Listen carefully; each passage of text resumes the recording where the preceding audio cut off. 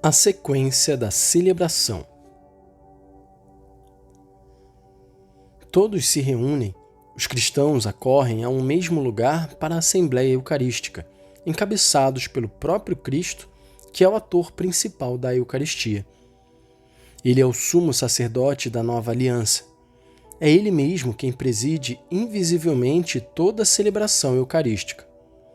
É o representando que o bispo ou o presbítero, agindo em representação de Cristo cabeça, preside a Assembleia. Toma a palavra depois das leituras, recebe as oferendas, profere a oração eucarística. Todos tomam parte ativa na celebração, cada um a seu modo. Os leitores, os que trazem as oferendas, os que dão a comunhão, todo o povo cujo amém manifesta sua participação.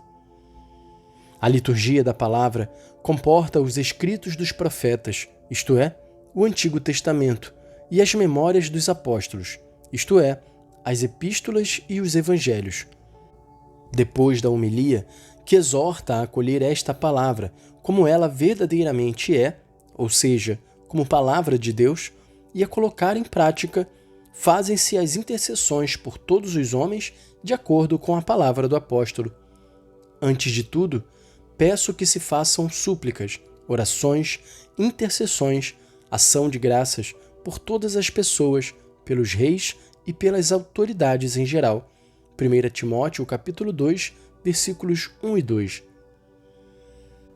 Na apresentação das oferendas, o ofertório, são trazidos ao altar, por vezes em procissão, o pão e o vinho que serão oferecidos pelo sacerdote, em nome de Cristo, no sacrifício eucarístico, e ali se tornarão o corpo e o sangue de Cristo.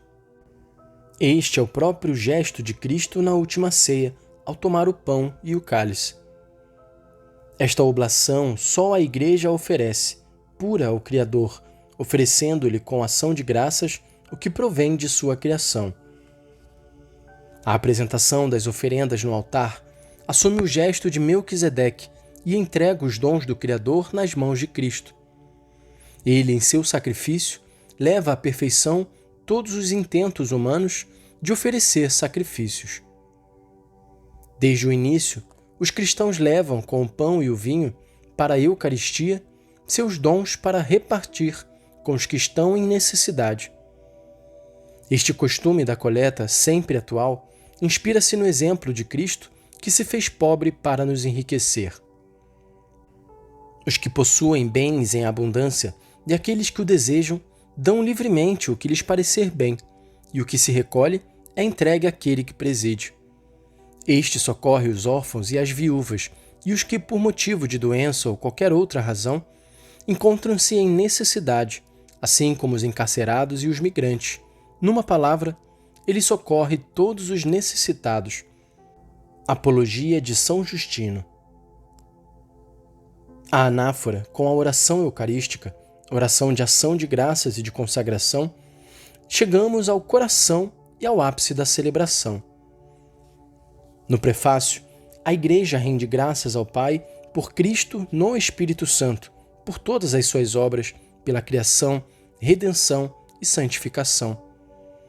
Toda a comunidade junta-se então a este louvor incessante que a Igreja Celeste, os anjos e todos os santos cantam ao Deus 3 vezes santo.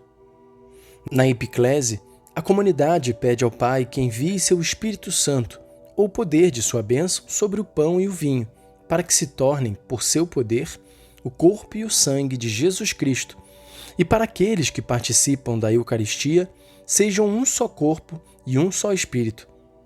Certas traduções litúrgicas colocam a epiclese depois da anamnese.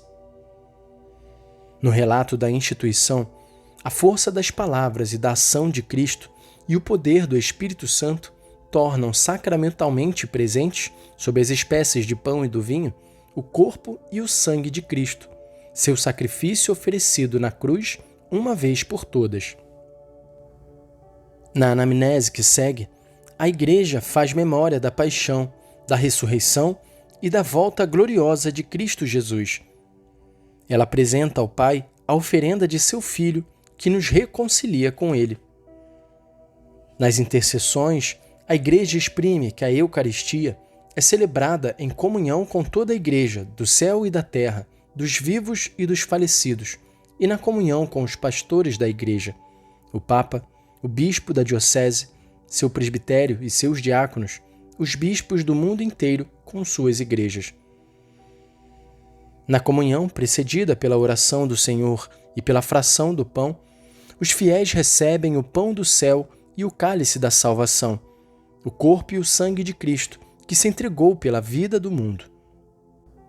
Porque este pão e este vinho foram, segundo a antiga expressão, eucaristizados, chamamos este alimento de Eucaristia, e a ninguém é permitido participar da Eucaristia, senão aquele que, admitindo como verdadeiros os nossos ensinamentos e tendo sido purificado pelo batismo para a remissão dos pecados e para o novo nascimento, levar uma vida como Cristo ensinou.